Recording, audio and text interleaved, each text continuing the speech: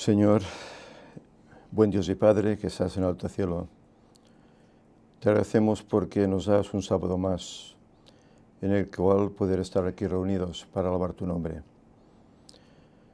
Señor, ahora vamos a presentar tu palabra. Es un tema que es un poco escabroso, en el sentido de que hay algunos pasajes en él que se interpretan mal. Queremos pedirte, Señor, que tu Espíritu esté aquí, que Él en primer lugar me dirija a mí para presentarlo adecuadamente y para que ven eso pues de otra manera, se den cuenta, Señor, de su error y lo corrijan. Señor, hay un mensaje para este mundo y tú has levantado este ministerio para que este mensaje se dé. Te ruego que nos ayudes para que seamos aptos para participar en él y que compartiendo todo esto otros muchos, Señor, puedan conocerte. El tiempo es breve, tú estás por venir.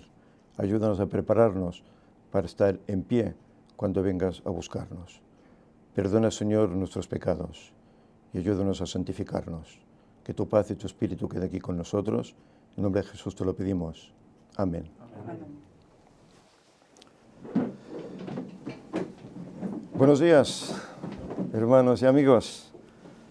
También un saludo especial a todos los hermanos que nos siguen en la iglesita del internet, podríamos decir, puesto que allí hay cada semana como 100 y pico de personas que están ahí, y sabemos pues que tal vez en cada ordenador hay algunos más, de uno. Bien, llegamos nuevamente al estudio del Apocalipsis. Tal como Ángel en su exposición que hizo la semana pasada de primavera a otoño, llegamos a un punto casi paralelo. Bueno, el Señor lo ha querido así. Hoy hablaremos acerca del capítulo 10 que tú mencionaste, ¿verdad? Es un preámbulo entre las trompetas sexta y séptima. Es lo que encontraremos en ese capítulo 10 y en parte del capítulo 11, porque llegaremos a la séptima trompeta cuando lleguemos casi al final del capítulo 11. Pero antes del capítulo 11 también tiene cosas interesantes que mostrarnos, que también son preámbulo de ese sonido de la séptima trompeta. Por lo tanto, si os parece, vamos a abrir nuestras Biblias para comenzar en Apocalipsis, en el capítulo 10, y como siempre hacemos, leeremos todo el pasaje para situarnos y luego iremos desglosando poco a poco pues el contenido que en él se encierra. Yo voy a leer la versión del siglo XXI.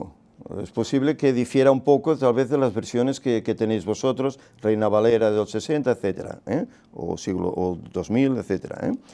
Bien, versículo 1 del capítulo 10 dice: Entonces vi descender del cielo a otro ángel poderoso, envuelto en una nube, y el arco iris sobre su cabeza. Su rostro era como el sol, sus piernas como columnas de fuego. Hay otras versiones que hablan de sus pies. Tenía en su mano un librito abierto. Puso su pie derecho sobre el mar y el izquierdo sobre la tierra. Y clamó a gran voz, como ruge un león. Y cuando hubo clamado, 7 truenos emitieron sus voces. Cuando los 7 truenos hablaron, yo iba a escribir, pero una voz del cielo me dijo: sella lo que dijeron los 7 truenos y no lo escribas. Entonces el ángel, que vi de pie sobre el mar y sobre la tierra, levantó su mano al cielo y juró por el que vive por los siglos de los siglos, que creó el cielo y cuanto hay en él, la tierra y cuanto hay en ella, el mar y cuanto hay en él, que el tiempo no será más, sino que en los días de la voz del séptimo ángel, cuando él esté por tocar la trompeta, el misterio de Dios se cumplirá, como él lo anunció a sus siervos los profetas. La voz que oí del cielo me habló otra vez y me dijo: ve, toma el librito abierto de mano del ángel que está de pie sobre el mar y sobre la tierra. Fui al ángel y le pedí que me diese el librito, y él me dijo: toma, cómelo, será dulce como la miel en tu boca, pero amargará tu estómago, tu vientre, dice otras versiones. Entonces tomé el librito de mano del ángel y lo comí, y en mi boca fue dulce como la miel, pero después que lo comí, amargó mi estómago. Y él me dijo, es necesario que otra vez profetices a muchos pueblos y naciones, lenguas y reyes. Bien, en esta ocasión tenemos un capítulo que no es muy extenso, es cortito, tan solo 11 versículos. Pero hay aquí un contenido que es importantísimo. ¿Os acordáis que os dije, que creo que fue en la última presentación del Apocalipsis 9, que a partir del capítulo 10 venía el Apocalipsis mucho más interesante, y veremos cómo realmente eso se cumple. Interesante, actual, profético, etcétera, los términos que queramos decirle. Empecemos por el principio. Versículo 1. Entonces vi descender del cielo a otro ángel poderoso, envuelto en una nube, y el arco iris sobre su cabeza. Su rostro era como el sol, sus piernas como columnas de fuego. ¿Os suena esta descripción? Al principio del libro se presenta un personaje, a Juan, de una forma así espectacular, ¿verdad? Entonces, ¿quién es este ángel? ¿Es un ángel común? ¿Quién es? No quiero ser yo quien lo diga. Quiero que sea el espíritu de profecía el que diga quién es este ángel. Y vamos a ver esta cita de Ellen White. Es una cita sobre el capítulo 10 de Apocalipsis, que veremos algunas más también. Y ella escribe aquí, una persona que es nada menos que ¿quién? Que Cristo, dice ella. El ángel poderoso que instruyó a Juan era nada menos que Cristo.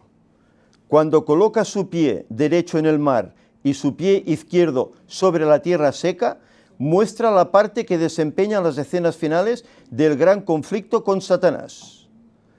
Esta posición denota su supremo poder y autoridad sobre toda la tierra. Es paradójico, ¿verdad? Un pie sobre el mar, otro pie sobre la tierra, denotando que dominio en todo el globo, Esto es lo que hace Jesús, lo que hace Dios. Aunque las gentes crean que el mundo está en las manos del diablo y que él hace su voluntad, no. Dios está al control. Le deja hacer para que se cumplan las cosas que están avanzadas, escritas acerca de su posición, de su trabajo, de todo ese engaño que él está haciendo en este mundo, ¿verdad? Pero el que lleva el control es Dios. Y cuando llega el momento, el Señor actúa. Lo hemos visto, en las trompetas, ¿verdad? Lo hemos visto como él, cuando llega el momento, actúa. El conflicto se ha intensificado y agudizado de una época a otra y seguirá intensificándose hasta las escenas finales, cuando la obra magistral de los poderes de las tinieblas llegará al máximo. Es decir, como nos dicen los políticos, etcétera, el mundo irá mejor. Según el Espíritu, ¿qué dice? Se intensificará. Las calamidades, todo irá a peor, a medida que nos acerquemos al fin del tiempo. Satanás, junto con los hombres impíos, engañará a todo el mundo y a las iglesias que no reciban el amor de la verdad. Fijaros lo que aquí nos dice Ellen White. Satanás engañará a todo el mundo. Incluso dice que pretende engañar a ¿quiénes? A los escogidos del Señor también, ¿verdad? Los que no reciban el amor de la verdad, los que no reciban la luz que el Señor está dando. Ha dado y da y seguirá dando. Pero el ángel poderoso exige atención. Clama en alta voz. Debe mostrar el poder y la autoridad de su voz a aquellos que se han unido con Satanás para oponerse a la verdad. Él tiene que decir qué es la verdad. ¿Os acordáis que le dijo en su entrevista, la entrevista que tuvo Pilato con Jesús? ¿Qué es la verdad? La tenía ahí la verdad. ¿Qué es la verdad? Y con eso intentó lavarse las manos, ¿verdad? Vale más no introducirme, ¿no? Bueno, el Señor quiere mostrarnos qué es la verdad. Bien, hemos visto entonces que este ser majestuoso no es un ángel cualquiera. Es el mismo Cristo que se presenta nuevamente a Juan. Pero fijaros, versículo 2, dice, tenía en su mano un librito abierto, puso su pie derecho sobre el mar y el izquierdo sobre la tierra. En su mano un librito abierto. ¿Os acordáis que hablamos de un librito?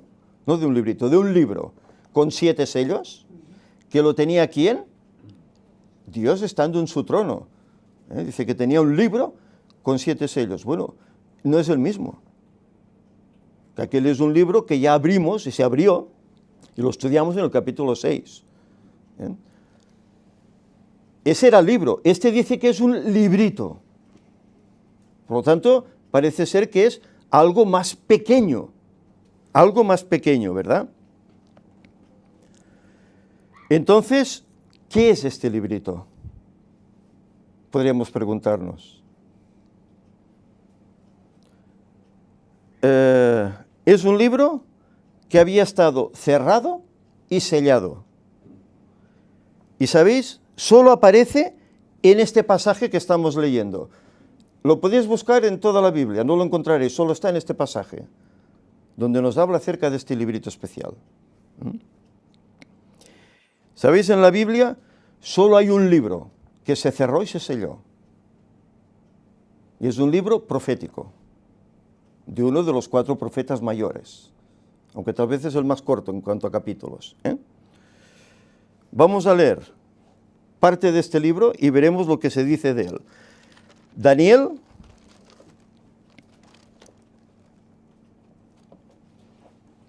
buscaremos el capítulo 12, es el último capítulo del libro de Daniel, y el versículo 4. Y le dice al ángel, pero tú, Daniel, cierra las palabras y sella el libro hasta el tiempo del fin. Por eso decimos que es el único libro cerrado y sellado. Termina el versículo, muchos correrán de aquí para allá y la ciencia aumentará. Antes hablábamos, ¿no?, un poco de la ciencia, bueno, se dice la ciencia tecnológica y tal, avanzado, sí, pero aquí también se está refiriendo a la ciencia en cuanto al conocimiento de ¿qué? De la palabra de Dios, de la profecía bíblica, que estaba sellada. Hay partes del libro que se conocían, pero hasta ciertos capítulos en adelante, ese libro estaba sellado, hasta un momento determinado de la historia, en el cual se quitaría ese sello y se comenzaría a estudiar y se comprendería su significado.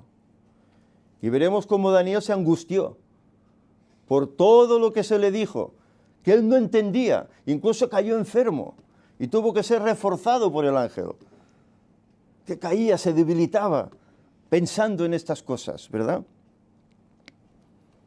Ahora bien, ¿cuándo empezó el tiempo del fin? Que claro, se dice que en el tiempo del fin este libro será abierto, pero ¿cuándo empezó el tiempo del fin? Tenemos que buscar eso para saberlo, ¿verdad? ¿Cómo describe la Biblia el tiempo del fin? ¿Con qué profecías? ¿Sabéis? Hay una cosa que solo se encuentra en el libro de Daniel y en el libro del Apocalipsis. Un periodo enmarcado, argumentado en diferentes formas. Pero hay un periodo único que se encuentra 2 veces en Daniel y 5 veces en el Apocalipsis. Y que habla acerca de un periodo que cuando concluyese llegaría el tiempo del fin.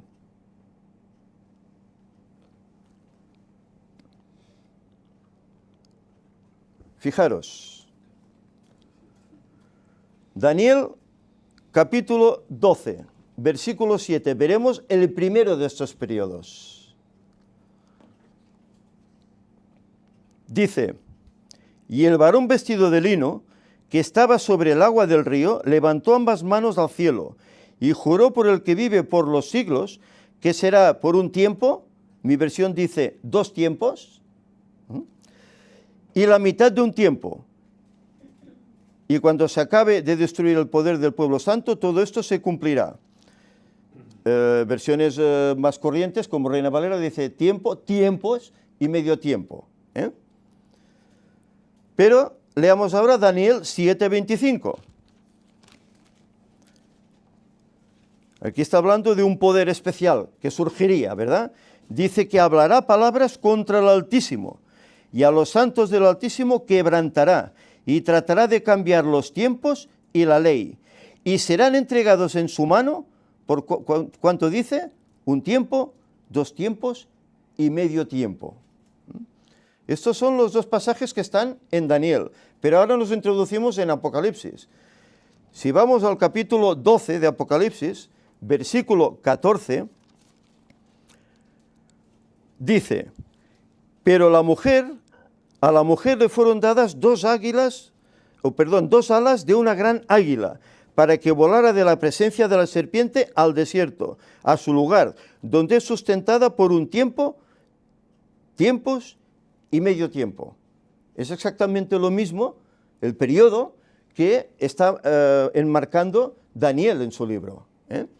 Pero aquí que ahora, en el capítulo 11 de Apocalipsis, cambia el sentido de este periodo. Apocalipsis 11, versículo 2. Fijaros, pero deja sin medir el patio exterior del santuario, porque es dado a los gentiles, que pisotearán la ciudad santa durante ¿cuánto? 42 meses. Eso parece otro periodo distinto, ¿verdad? Pero fijaros, ese periodo se repite en el capítulo 13, versículo 5, dice, y le fue dada una boca que hablaba palabras arrogantes y blasfemias, aquel poder del cual antes os citaba en Daniel, y le fue dada autoridad de obrar durante ¿cuánto? 42 meses. Repite lo mismo del versículo anterior. Pero he aquí que llegamos al capítulo 11, versículo 3, y otra vez cambian. Dice, y daré poder a mis 2 testigos, que profetizarán vestidos de saco durante ¿cuánto? 1260 días. Otro periodo, ¿no? Si son 3 periodos, lo que aquí nos menciona, ¿no? Y por último, Apocalipsis 12:6, que repite nuevamente lo mismo. La mujer huyó al desierto, a un lugar preparado por Dios, para que allí la sustenten durante ¿cuánto? 1260 días. Entonces, ¿qué significa todo esto? ¿Son 3 periodos distintos o es uno mismo? ¿Sabéis? En la Biblia, un tiempo equivale a ¿cuánto? ¿Sabéis? ¿Os acordáis? A 1 año. Cuando dice tiempos, bueno, mi versión ya lo arreglan mejor, ¿no? Ya ponen 2. Es decir, tiempos son 2, es más de 1, 2. Entonces ya son 1 más 2, 3. ¿Y medio tiempo qué es? Medio año. Es medio año. Entonces tenemos 3 años y medio. Es un periodo que está en Daniel y en una parte del Apocalipsis. Pero aquí que se nos presenta otro periodo de 42 meses. ¿Cuántos días tiene un mes en la Biblia? Lo hemos hablado, ¿verdad? Un mes. Un mes tiene 30 días. Pues claro, si multiplicamos 42 por 30, ¿qué nos da? 1260 días, ¿no? Paradójico, que es igual que el último periodo que está en Daniel, en Apocalipsis 11 y 12. Entonces, ¿qué quiere decir todo esto? Proféticamente dice que hay un periodo de 1260 días en el cual habría un poder aquí en la tierra que haría algo tremendo. Haría algo tremendo. Y veremos lo que es y hasta dónde realmente llega. Pero claro, para llegar al fin de este periodo, tenemos que saber dónde nace. desde dónde hay que partir. Si no, no podremos saber el fin de este periodo. Volvamos al libro de Daniel. Esta vez vamos a leer el capítulo 7.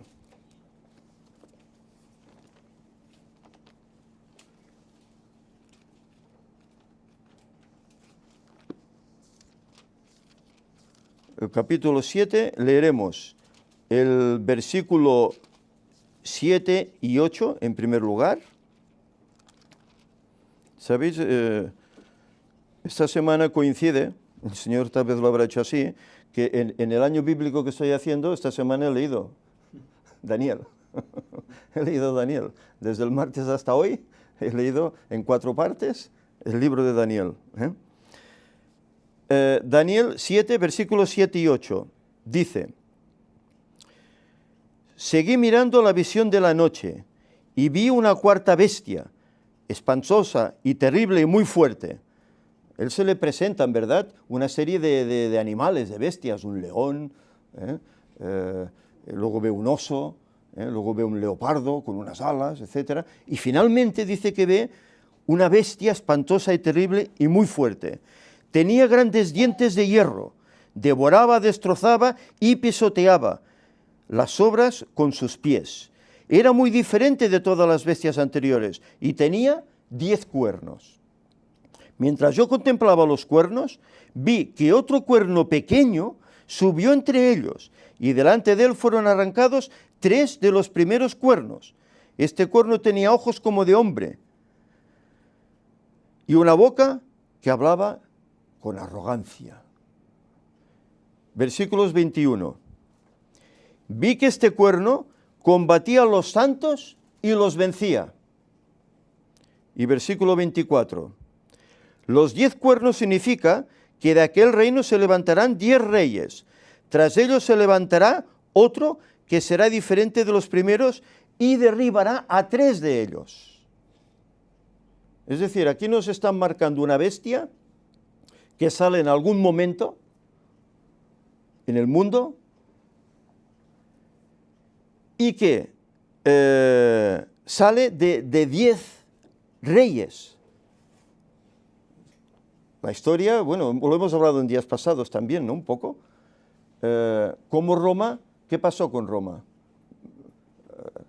¿Ha existido siempre Roma en su poderío? Llegó un momento que terminó. Y no hace mucho lo hablamos, ¿verdad? En las trompetas no hablamos que en las primeras 4 trompetas Roma fue casi aniquilada, ¿verdad? Y lo poco que faltó, llegaron las otras 2 trompetas.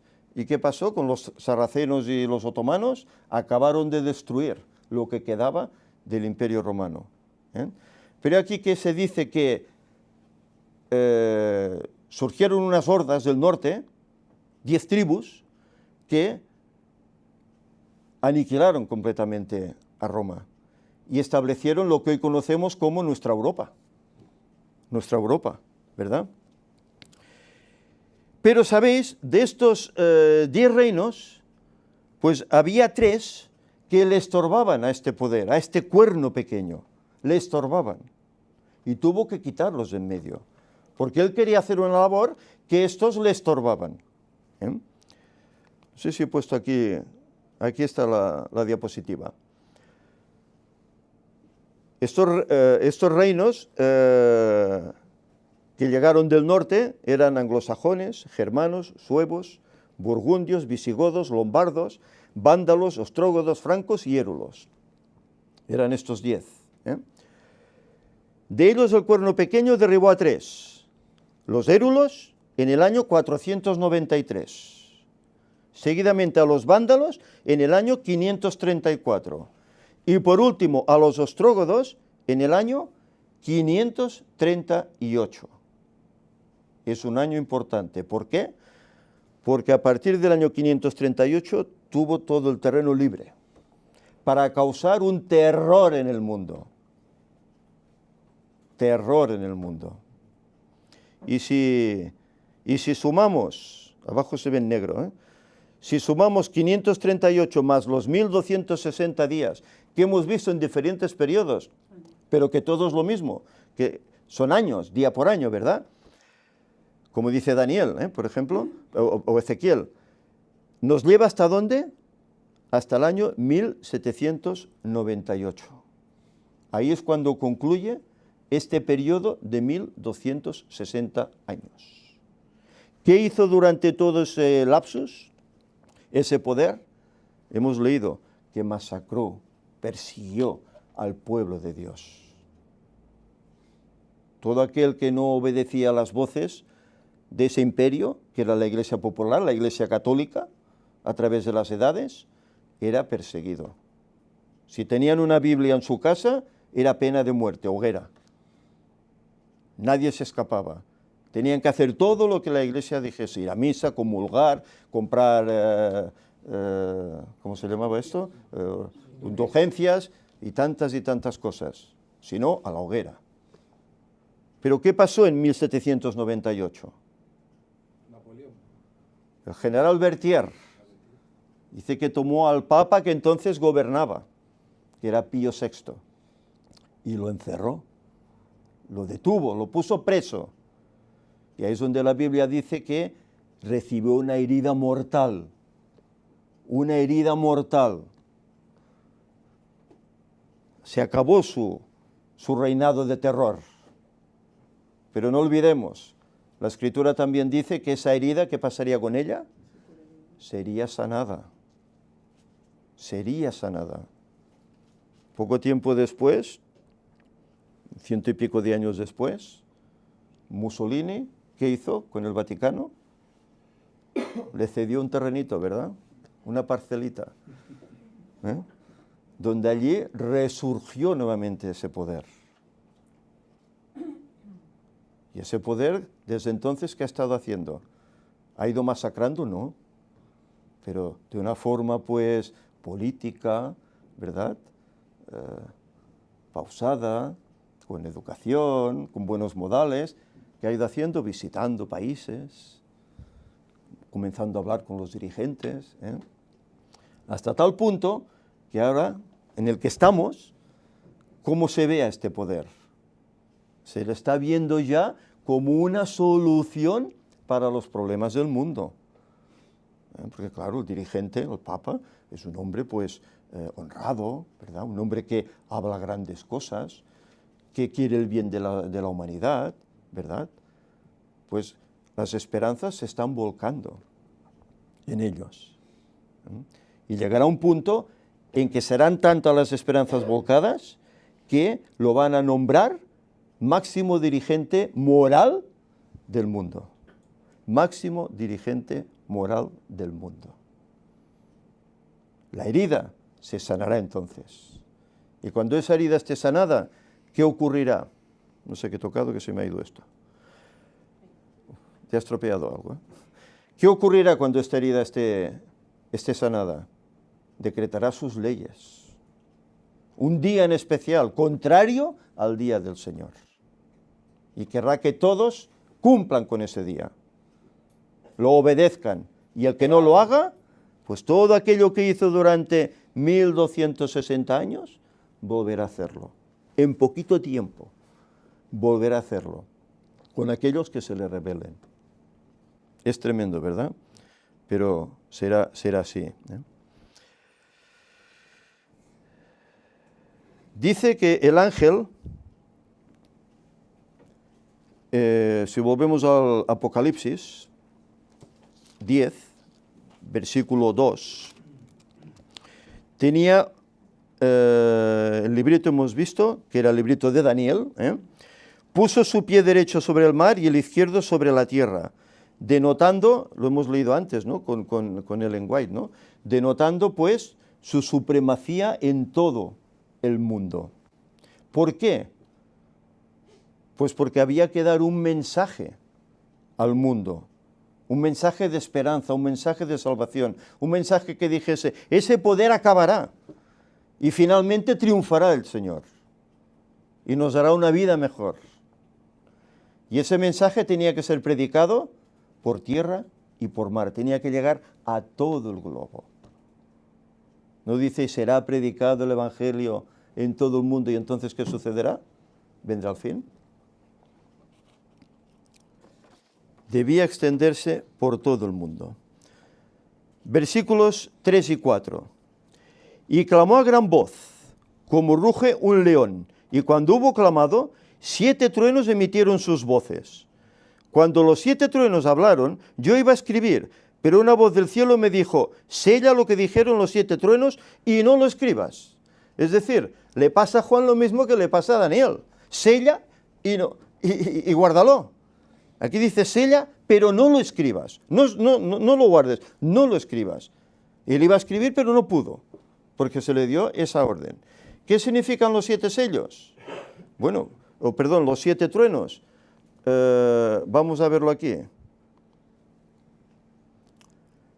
Citas otra vez de Ellen White sobre el comentario del capítulo 10.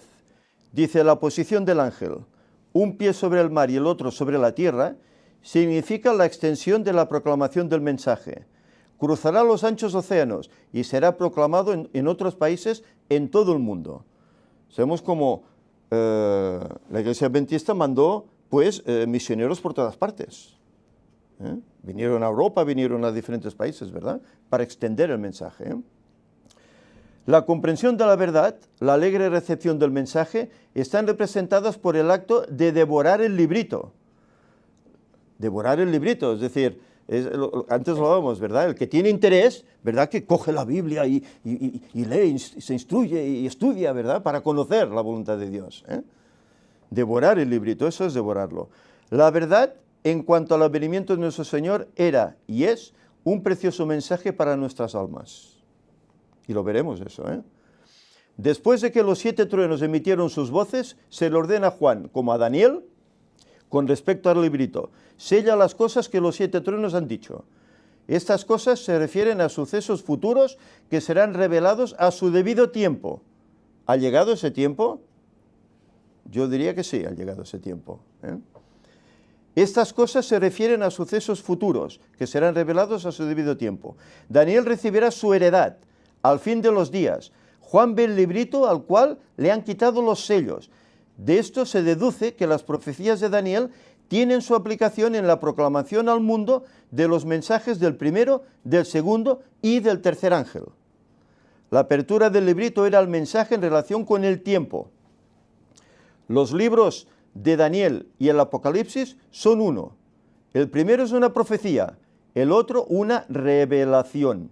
Uno es un libro sellado, el otro un libro abierto. Juan escuchó los misterios que pronunciaron los truenos, pero se le ordenó que no los escribiera. Se dice que estos truenos tienen relación con los 3 mensajes angélicos, que se predicaron en un momento determinado. Y que a partir de ahí, el Señor iría dando más luz y se iría entendiendo esto. Y se están dando unos mensajes que son, por así decir, nuevos. Como veremos, nuevos.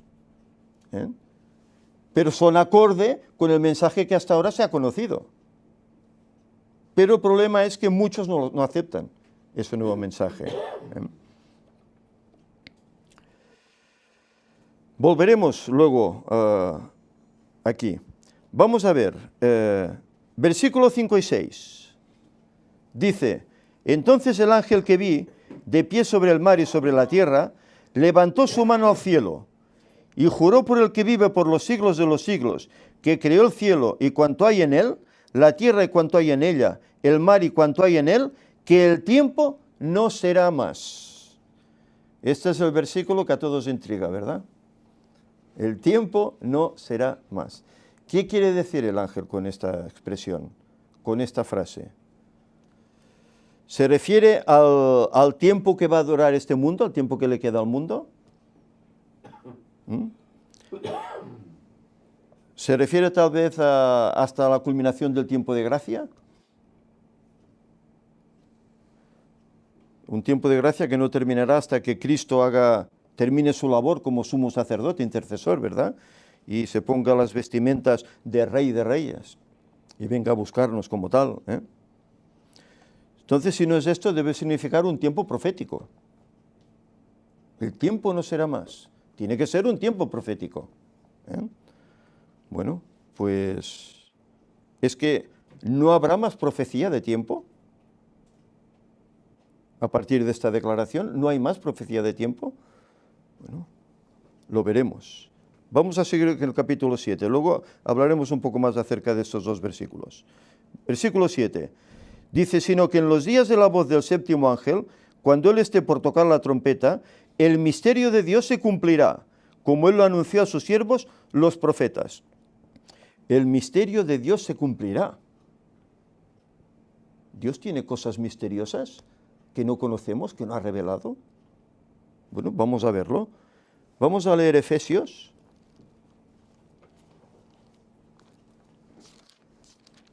Efesios, el capítulo 1, versículos 9 y 10. Dice, dándonos a conocer el misterio de su voluntad, según su beneplácito, el cual se había propuesto en sí mismo, de reunir todas las cosas en Cristo, en la dispensación del cumplimiento de los tiempos, así las que están en los cielos como las que están en la tierra. Aquí nos habla de un misterio de Dios que quiere reunir las cosas que están en los cielos y en la tierra. Vamos a ver qué nos dice el mismo Pablo en el capítulo 6 de Efesios, versículo 19. Dice, y por mí, a fin de que al abrir mi boca me sea dada palabra para dar a conocer con denuedo el misterio de ¿qué? Del Evangelio. Es paradójico, ¿verdad? Que la Escritura llame al Evangelio misterio de Dios. Misterio de Dios para la humanidad. Un misterio que unirá cielo con tierra. No ahora, sino la nueva dispensación que vendrá luego. Es el propósito de Dios, reunir a los pecadores santificados con el cielo, que no han pecado. Es su deseo. Y si leemos Gálatas, nos aclara aún un poquito más todo esto. Gálatas capítulo 1, versículo 11 y 12.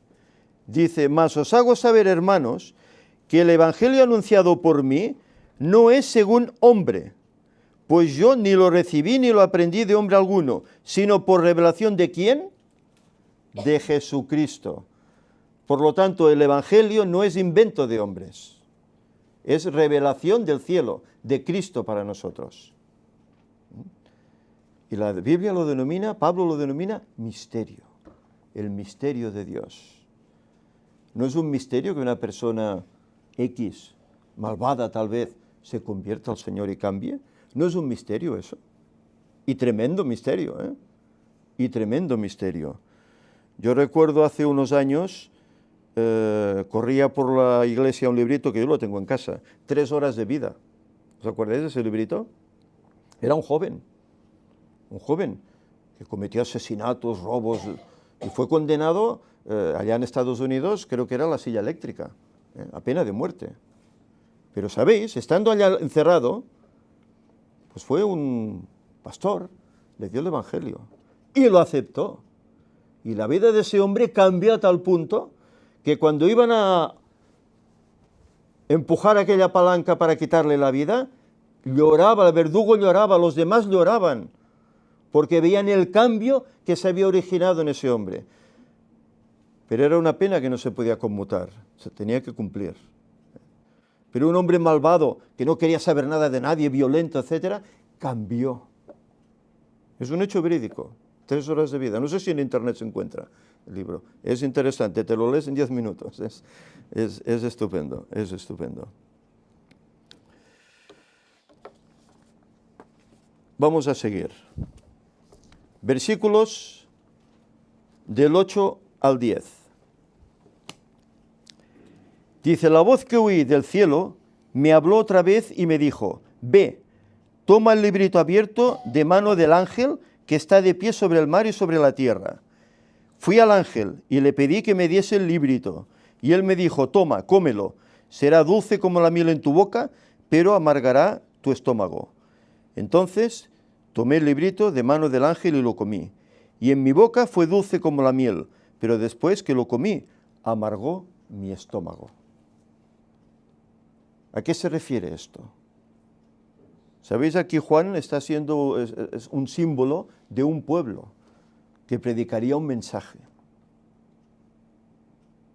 Un mensaje que sería de ilusión, de gozo, de dulzura, porque parecía que iba a suceder algo que el creyente esperaba. Pero las cosas cambiaron, ¿eh? Hemos dicho que esa primera profecía que hemos estudiado en 1260 años terminaban en 1798. Ese era el comienzo del tiempo del fin. ¿Y ahí qué pasó? Se comenzó a estudiar la Biblia. Hubo paz, se comenzó a estudiar la Biblia. Y en las décadas de 1830 hubo un hombre allá en Estados Unidos, un granjero. No era ni teólogo, ni era pastor, era un granjero, ¿eh? Del cual hablamos. Creo que fue en una de las iglesias, en la Sexta, Filadelfia, ¿eh? Un hombre que tuvo sus altibajos. Primero creía, luego se hizo ateo, pero luego, por circunstancias, volvió a creer. Indagó en la Biblia, y él encontró una profecía significativa. Y lo que él encontró, quiso compartirlo. Le costó, pero al final lo compartió. Y eso hizo que hubiese un movimiento tremendo allá en Estados Unidos. Aquí en Europa también había personas que estaban estudiando lo mismo, ¿verdad? Y había hambre por conocer, por prepararse, porque iba a acontecer un acontecimiento espléndido, según ellos, ¿eh? ¿Cuál fue esa profecía que él encontró? Vamos a leer Daniel. Nuevamente, Daniel. Antes decíamos que es el libro profético, ¿verdad? Bueno, pues así es un libro profético. Daniel en el capítulo 8. Y fijaros, aquí se nos habla acerca de unos animales. Sé que Daniel ve un carnero, que tiene dos cuernos, uno más alto que el otro, que está en su apogeo, ¿verdad? Pero estando ahí en su apogeo, él ve que aparece un macho cabrío, con un cuerno entre medio de sus ojos, y que va lanzado hacia él, pero sin tocar el suelo. Y derriba a ese carnero, lo pisotea, lo destruye, y él toma su lugar. Dice, nadie puede quitarlo de allá, para que él no le haga daño, ¿eh? Pero aquí que dice que cuando él también está en su apogeo, ese cuerno es quebrado. Y de él salen cuatro cuernecitos, por así decir, ¿eh? Claro, todo eso es historia. El carnero simboliza ¿a quién? A Medo, Persia, ¿verdad? Los persas tuvieron más poder que los medos, ¿eh? Ese macho cabrío simboliza ¿a quién? A Grecia, ¿eh? En la persona de Carlomagno, que conquistó rápidamente, de Alejandro Magno, que conquistó rápidamente el otro imperio, ¿verdad? Pero estando en su apogeo, con 33 años, la edad en que murió Jesús, en una de esas bacanales de vinos y tal, murió. Entonces sus generales, esos 4 cuernos que salieron luego, se disputaron, se repartieron el reino que quedó, ¿eh? Y se dice que de ellos pues salió un cuerno pequeño, que es el que estábamos citando, ¿verdad? Que se levantó contra el continuo, contra Dios, contra todo lo sagrado, ¿eh? Y llegamos aquí al versículo 13. Dice, entonces oía un santo que hablaba, 8:13, ¿eh? Y otro santo le preguntó, ¿hasta cuándo durará la visión del continuo, de la prevaricación asoladora y del pisoteo del santuario y del ejército? Y él respondió, hasta 2300 días de tardes y mañanas. Entonces el santuario será purificado. Esta es la profecía que Miller encontró y que Miller estudió. Es tremendo. Todo eso lo que conllevó, ¿eh?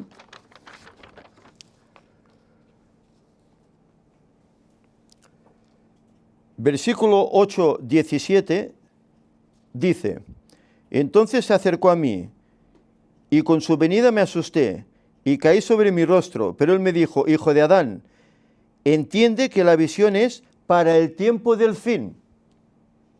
Se le recuerda a Daniel que esta visión de tardes y mañanas, 2300 tardes y mañanas, es para el tiempo del fin, que él ahora no puede entenderla, que debe sellar porque no la puede entender. En el versículo 26 se le dice, la visión de las tardes y mañanas que te fue dada es verdadera, y tú sella la visión porque es para un futuro distante. Otras versiones dice para muchos días. Era para mucho más allá, ¿verdad?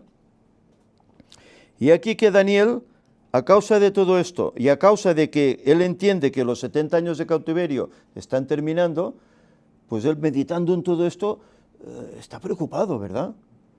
Y aquí que aparece un ángel especial, el ángel Gabriel, para ilustrarlo, para darle ánimos. Y fijémonos, y esto es importante porque estamos hablando de una profecía de 2300 años, pero ¿de dónde parte hasta dónde llega?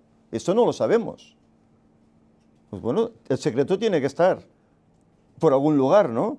Bien, pues el capítulo 9, versículos del 24 al 27, aquí se nos está hablando de un periodo profético distinto, porque habla aquí de 70 semanas. 70 semanas están determinadas sobre tu pueblo y tu santa ciudad para acabar la prevaricación y poner fin al pecado, expiar la iniquidad, traer la justicia de los siglos, sellar la visión y la profecía y ungir al santo de los santos. 70 semanas. Pero le dice más, conoce y entiende que desde que salga la orden de restaurar y reedificar a Jerusalén hasta el Mesías príncipe, habrá 7 semanas y 62 semanas. La plaza y la muralla se reedificarán en tiempos angustiosos. Después de las 62 semanas se quitará la vida al Mesías y nada le quedará, y el pueblo de un príncipe que ha de venir destruirá la ciudad y el santuario. Es decir, aquí se le dice que para conocer el inicio de esta profecía de 2300 tardes y mañanas, que son días, en definitiva años, se tiene que esperar a la orden de ¿qué? Para edificar Jerusalén. ¿Cuándo sucedió eso? ¿Y quién dio esa orden? En el año 457, el rey Artajerjes, rey de Persia, dio la orden para que los judíos edificasen nuevamente su ciudad destruida y su templo.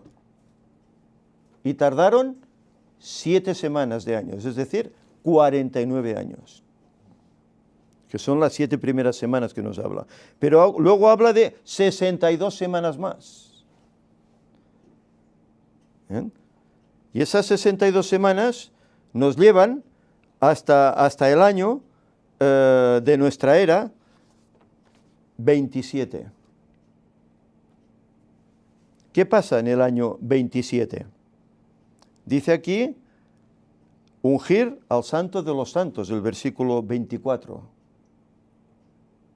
¿Quién es el santo de los santos? Jesús, ¿verdad? ¿Cuándo fue ungido Jesús? El ungimiento lo hace el Espíritu, ¿eh? ¿Cuándo fue ungido por el Espíritu Santo? El momento de su bautismo. El momento de su bautismo.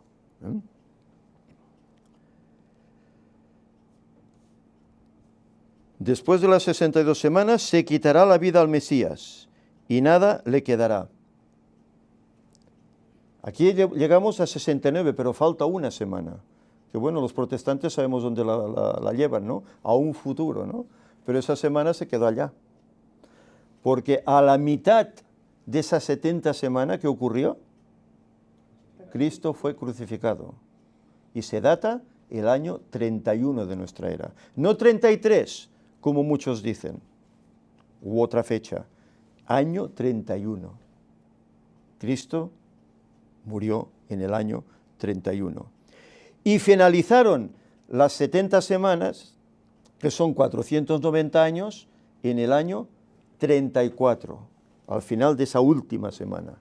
Esta es la semana que quedó allá, no está en el futuro, quedó allá. Y es importantísima, porque fijaros, ungir al Santo de los Santos, quitarle la vida y sellar ya, digamos, el Evangelio que solo era para los judíos. Ya no, ya el Evangelio iba a extenderse a todo el mundo. ¿No estaba el ángel un pie en la tierra y el otro pie en el mar? Símbolo de iluminar, predicar, dar el mensaje a todo el mundo. El mensaje debía ser así. ¿Qué pasó en el año 34? Hay un acontecimiento, ¿verdad? Que es la muerte de Esteban como primer mártir. Entonces el Evangelio se extendió a los demás. A partir de ahí. Pero hasta el año 34 tenemos 490 años. Si son 2300 y hacemos la cuenta, nos faltan 1810. Si sumamos ahí los 1810, ¿a dónde llevamos? ¿Nos llega? 1844. ¿Y qué se esperaba en 1844? Que Cristo viniese. La segunda venida de Cristo. Conflicto de los siglos, capítulo 19, nos habla de ello. La experiencia que se vivió. Miller, el capítulo 21, nos habla acerca también de José Wolf, etc. Mensaje que se estaba predicando. Y cómo hubo oposición por el mismo pueblo de Dios acerca de ese mensaje. Pero sabéis, los que esperaban eso con ansia, ¿qué hicieron? Vendieron incluso sus propiedades, preparándose para dar el Evangelio, para santificarse porque Cristo venía. Era dulce el acontecimiento. Comieron el librito, que era dulce en la boca. Pero cuando pasó esa fecha, 22 de octubre de 1844, ¿qué pasó con ellos? Un chasco amargo. Amargo a tal extremo que tantos miles de personas que estaban esperando ese acontecimiento abandonaron la fe. Abandonaron la fe. Solo quedó un pequeño núcleo, un pequeño grupito que quiso que el Señor les indicase que había fallado ahí. Porque la profecía era correcta, los cálculos de Miller eran correctos, pero el destino no era el adecuado. Ellos creían que la tierra era lo que tenía que santificarse, y no.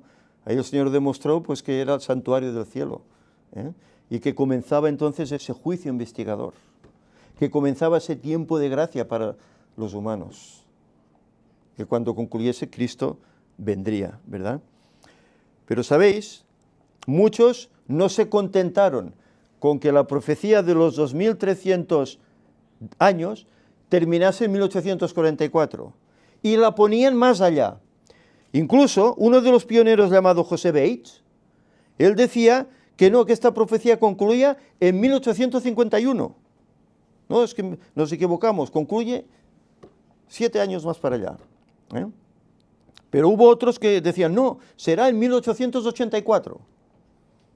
Y es cuando Leonard White tuvo que escribir, no, la profecía no va más allá. Concluye en 1844, no va más allá. Ella tuvo que arreglar esta situación. Por eso, cuando leemos, el tiempo no será más, ¿a qué se está refiriendo? ¿Al tiempo profético en general o a esa profecía? O a esa profecía. Porque fijaros, el ángel dice, el tiempo no será más. Pero luego se muestra la experiencia de Juan, que toma el librito, lo come, es dulce, pero luego le amarga. Es decir, ¿a qué está haciendo referencia? Al chasco de 1844. Es decir, que el tiempo que no sería más es que esa profecía concluía en 1844 y no iba más allá y punto. ¿Qué quiere decir? ¿Que ya no hay más profecías? Bueno, tal vez de tiempo concreto en la Biblia no, pero hay profecías que son más largas incluso que esa. Más largas incluso que esa. Yo os pondría un ejemplo. Daniel 2. ¿Os acordáis lo que es, no? Ese sueño de Nabucodonosor, aquella estatua. Nabucodonosor vivió entre los años 604 al 562 a.C. Supongamos que la visión la tuviera en el 562, cuando ya terminaba. Si sumamos del 562 hasta hoy, hasta 2018, ¿sabéis cuánto van? 2.580 años. Entonces ya es una profecía que es más larga de 2.300 años. Es más larga. Pero ¿sabéis otra cosa? Hay más profecías. Si leemos Génesis 3:15, ¿qué nos dice allá? Y enemistad pondré entre ti y la mujer, entre tu simiente y la simiente suya. Esta te herirá, él herirá en la cabeza y tú en el calcañar. ¿A qué estaba simbolizando esta profecía? A un suceso que iba a ocurrir, ¿cuándo? 4.000 años después, cuando Cristo venía a morir en el año 31. Otra profecía más larga que la de los 1.300 días. Pero si aún vamos más allá, Génesis 1:1,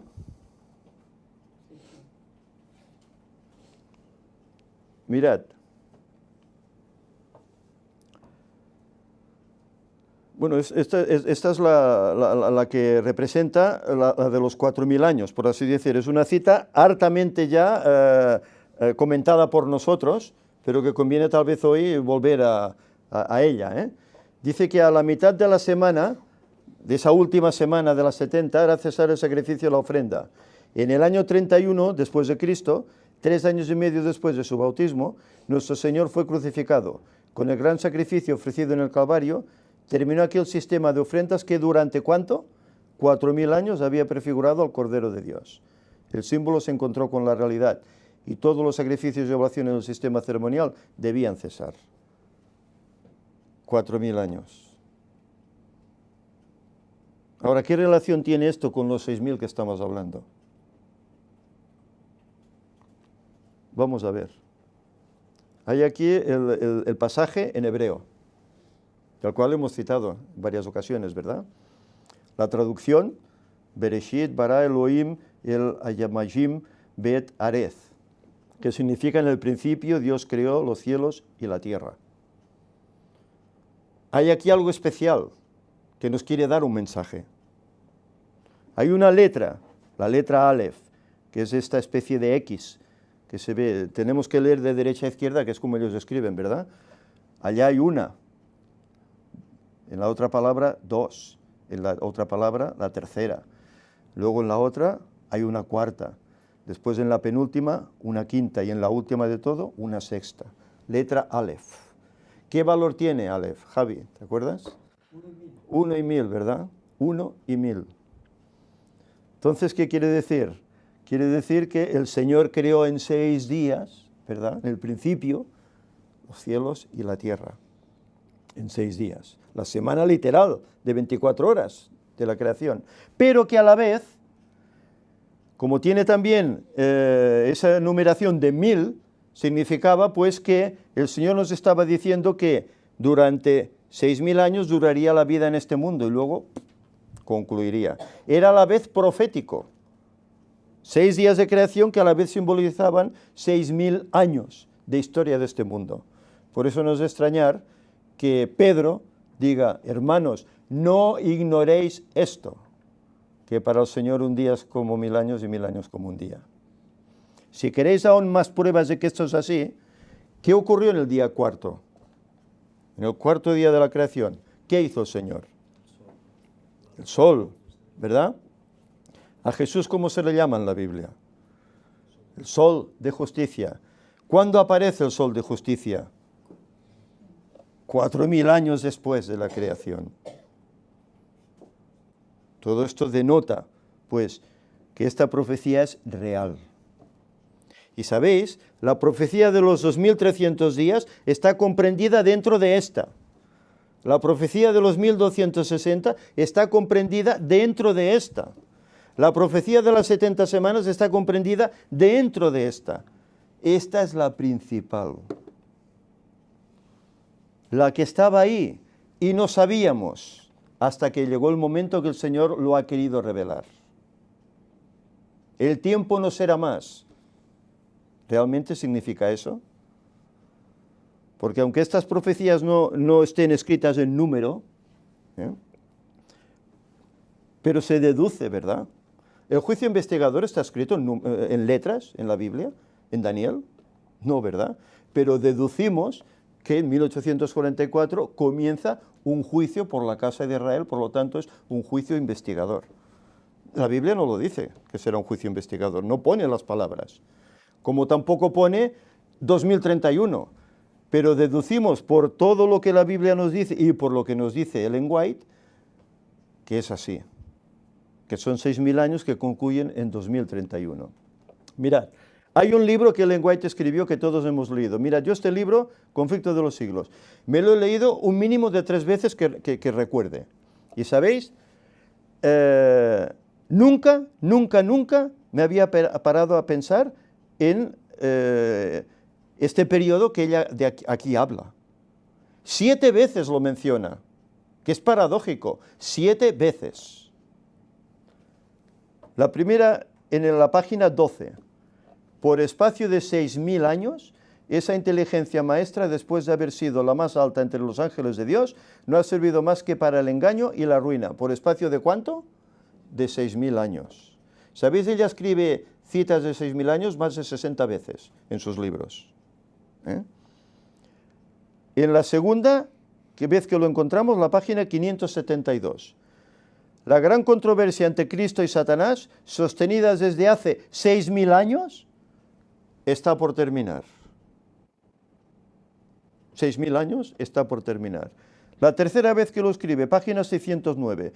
Bajo este nuevo disfraz, el gran rebelde continúa llevando adelante la guerra que empezó en el cielo y que se prosigue en la tierra desde hace unos 6.000 años. ¿Por qué dice unos 6.000 años?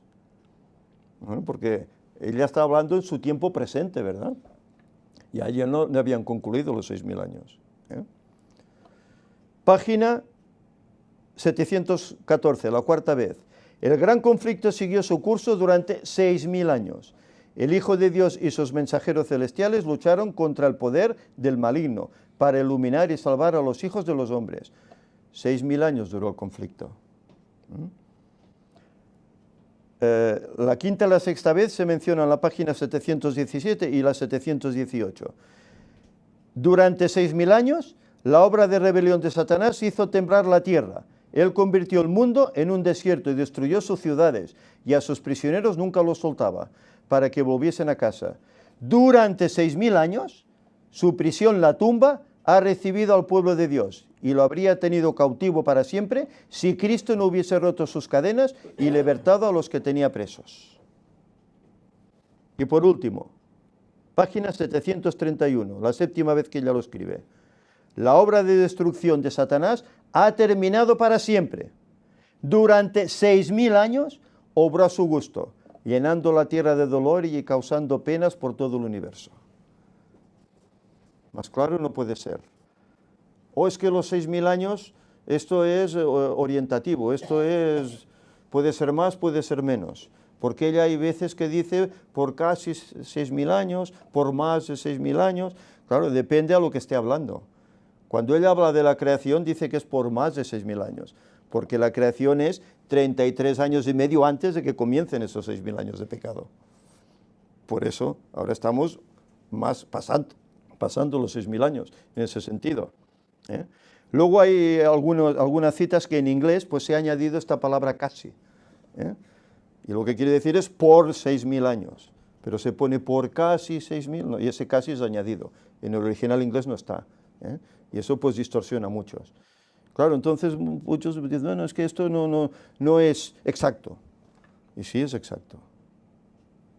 Tan exacto que los 6.000 años se van a cumplir, ¿cuándo? Lo sabemos y lo hemos dicho no sé cuántas veces. En la fiesta de tabernáculos, de la cual Ángel nos está hablando, ¿verdad? Del año 2031. Ahí Cristo vendrá a buscarnos. Isaías dice que en reposo seréis recogidos, seréis salvos. Como queriendo decir que Cristo vendrá en sábado, en su día, a buscarnos. ¿Sabemos el día y la hora? No. No. Antes lo hablábamos, ¿verdad? El día escondido. No podemos saberlo. Y más cuando Cristo venga, que el cielo estará desquiciado, la luna no estará en su lugar, no podremos saber en qué momento, en qué fecha del calendario estamos. Si es 14 de abril o es 15 de junio, no sabremos. Por eso el día y la hora será anunciado en su momento. Ahora bien, hay aquí una cita que no quiero dejar al margen, aunque parece contradictoria con esto que estamos hablando, pero no la quiero dejar al margen, quiero comentarla. Ella dice, esta cita pertenece al capítulo 10, comentario que ella hace de Apocalipsis 10. Este tiempo, el que el ángel declara con un solemne juramento, no es el fin de la historia del mundo, ni del tiempo de gracia, sino del tiempo profético que precederá al advenimiento de nuestro Señor. Es decir, la gente no tendrá otro mensaje acerca de un tiempo definido después de este lapso, que ahora abarca desde 1842 a 1844. No puede haber ningún cómputo definido de tiempo profético. El cálculo más prolongado llega hasta otoño de 1844. Bueno, como diría Víctor en aquellos sermones que nos presentaba de hay fecha para el retorno de Cristo, apague y vámonos, ¿no? No hay cálculo más prolongado. Entonces, ¿qué pasa aquí? Yo entiendo, y creo que será así. Elena White aún estaba lejos de la culminación de los 6000 años. Ella escribe sobre ello, pero el Señor no le explica todo. Y no entiende realmente cuándo concluyen. Si no hubiese sido fácil escribir, ¿no? 6000 años, 2031, hubiese sido fácil, pero ella no lo escribe. Porque no acaba de comprender. Ella sabe, este mundo tendrá 6000 años, pero no acaba de comprender porque no le ha sido revelado en su momento cuándo van a concluir. Y por eso ella dice que el periodo de 1844 es el último, no hay más profecía de tiempo. Pero hemos visto que las hay. Hay Daniel 2, hay Génesis 3.15, hay Génesis 1.1. Vemos que hay profecías de más tiempo. ¿Qué le dijo Jesús a sus discípulos cuando le preguntaron acerca de las cosas del futuro? No os toca a vosotros saber los tiempos y las sazones. Y sabéis, ese versículo lo tomamos y lo ponemos a nuestros días. ¿Ves? Dice que la Biblia que no nos toca a nosotros saber, que ningún hombre puede saber. No, Jesús se lo dijo a sus discípulos 2000 años atrás, porque no les tocaba a ellos. Igual que a Elena White, hace 180 años, no le tocaba, porque no era en el momento. Ellos tenían otro mensaje, y un mensaje que el mismo pueblo de Dios se rió de ellos, y los ridiculizaron. Igual que está sucediendo ahora. Antes había una fecha, de esa fecha se reían, se mofaban, y hoy está sucediendo lo mismo, se mofan. Cuando la escritura es clara, si indagas con oración, es clara, y los escritos de Ellen White son claros al respecto. Pero quiero terminar con otra cita. Una cita que habremos leído tal vez muchas veces, y tal vez hemos parado atención en ella. Mirad, Eventos de los últimos días, página 34. Ella escribe, no pertenecemos a ese grupo que define el tiempo exacto que transcurrirá antes de la segunda venida de Jesús con poder y gran gloria. ¿Por qué escribe eso? O claro, es que había muchos que ponían fechas, ¿no? Había tantos que ponían fechas, Pero ella parece que da a entender aquí que saldrá un grupo que definirá el tiempo en el cual Cristo vendrá, pero que ella no pertenece a ese grupo, porque no es el momento. Pero que en el momento oportuno, cuando el Señor crea conveniente, habrá un grupo, no dice una persona, un grupo que dirá cuándo es el momento que Cristo viene. No sabrá el día y la hora, pero sabrá por las señales, como decía José Wolf, más o menos cuándo será. Y es lo que este ministerio está predicando. Y lo que la Iglesia pues está ridiculizando. Y lo que antes decíamos, ¿verdad? El que ahora no quiere ver, no quiere entender, difícilmente luego cambiará. Porque se va a cerrar y no querrá. Y dice, oh, es que decís que si alguien no acepta esto no será salvo. Bueno, es que si Dios te está dando una verdad y la rechazas, ¿vas a ser salvo? Una verdad crucial, que puedes dar un mensaje importante a este mundo para que despierte. ¿Vas a ser salvo? Bueno, cada uno que lo medite, pero es un problema, ¿verdad? El tiempo no será más. ¿Pero cuál tiempo? 1844. Ese es el tiempo que no será más, porque no iba más allá. Pero aún queda. Leamos el versículo 11. Y él me dijo, es necesario que otra vez profetices a muchos pueblos, naciones, lenguas y reyes. ¿Se acababa ahí el mundo? ¿Se acababa ahí todo? No. Tenían que seguir profetizando, porque los 6000 años no habían concluido. Tenían que dar mensaje al mundo, tanto a este lado, a la tierra, como al otro lado del mar. Tenían que dar el mensaje al mundo. Este es el mensaje que está allá.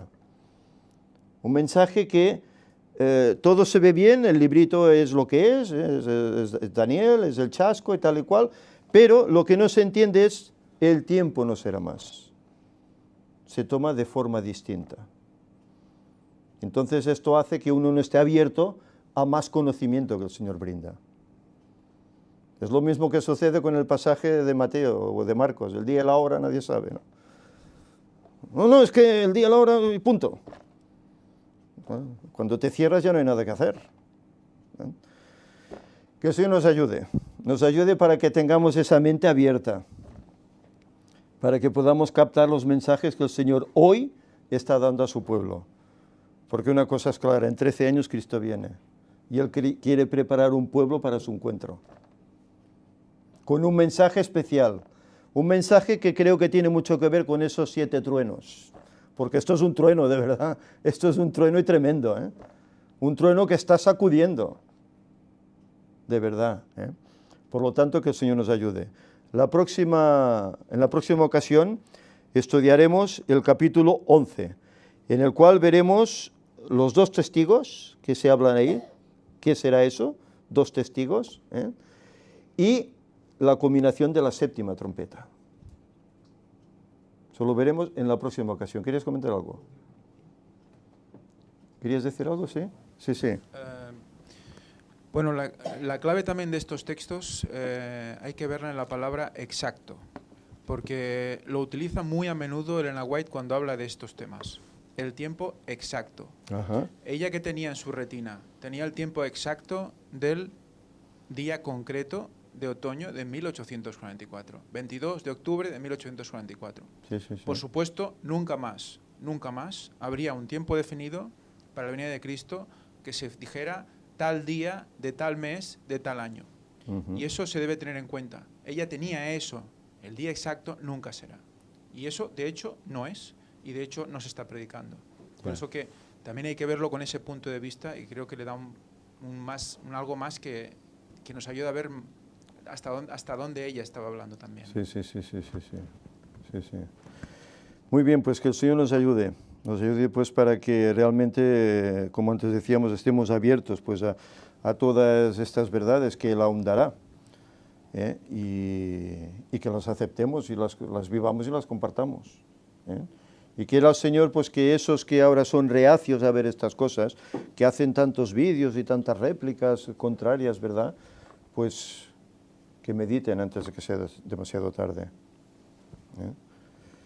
Yo es que cuando veo pastores de renombre, ¿verdad?, que quieren ridiculizar, pero de una forma ridícula, además, todo esto, ¿quién te dirige? ¿Quién te dirige? ¿Estás lleno del Espíritu Santo? ¿De quién estás lleno? Esto lo ves cuando hablas con alguien, chateas con alguien, ¿verdad?, y ves que finalmente sale ese espíritu de agresividad, ¿verdad? Dices, ¿qué espíritu te mueve? ¿Tú quieres convencerme a mí de que estoy equivocado porque predico 6000 años, 2031?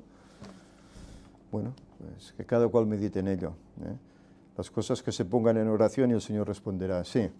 Sí, yo también quería comentar algo sobre, lo que dijo Ángel, y sobre el tema de que no habrá otro cómputo profético definido. Es que también hay que ver que los cómputos definidos son especialmente los del libro de Daniel. que te dicen de dónde empezar a contar los sucesos que van a aparecer hasta dónde llega. Claro. Es verdad que los 6.000 años como otra no son así definidos, ¿no? Es decir, como un día me lo dijo Víctor, están como solapados dentro de la Biblia. Entonces ella también, los cómputos definidos, no habrá otro, y es verdad, no son de ese estilo de cómputos definidos de profecías como que son los del libro de Daniel. Eso. Exacto, pero como decía Joseph Wolf, el Señor ha dado suficientes señales como para que entendamos y veamos que su venida está próxima. Suficientes. ¿Las queremos ver? ¿Las queremos ignorar? Bueno, depende de cada uno. Que el Señor nos ayude. Vamos a concluir, si os parece.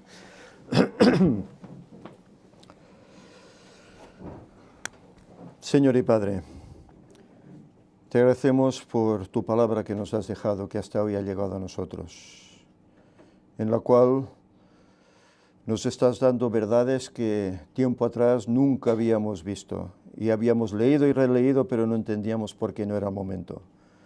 Tú, Señor, apartaste tu mano y las estás mostrando, y muchos miles las están aceptando, las están abrazando, las están viviendo. Y además las están compartiendo. Te rogamos, Señor, que nos ayudes para que seamos de estos. Que por nuestra intervención, pues otros muchos puedan conocerte, puedan saber la auténtica verdad, no la distorsión que consciente o inconscientemente se ha hecho de algunas de ellas. Señor, que tu pueblo despierte, aún hay tiempo para ello, si es tu voluntad que así sea. La tuya lo es, otra cosa es la voluntad del ser humano hacerlo. Señor, que puedan darse cuenta para abrazar esas verdades y no solo vivirlas, sino compartirlas con tantos otros muchos que no las saben. Perdona, Señor, nuestras culpas, nuestros pecados. A veces perdona también aquellas ocasiones que tenemos en hablar y no lo hacemos. Y ayúdanos pues para que, como Pablo fue, seamos nosotros también valientes, que aprovechemos las ocasiones para anunciar ese misterio que es el Evangelio, misterio de salvación que al final unirá el cielo con la tierra cuando vengas a buscarnos en este séptimo milenio. Señor, que tu paz quede con cada uno de nosotros, los que estamos aquí, los que están allá en el internet, y que acabemos de pasar un feliz día de tu santo sábado haciendo tu voluntad.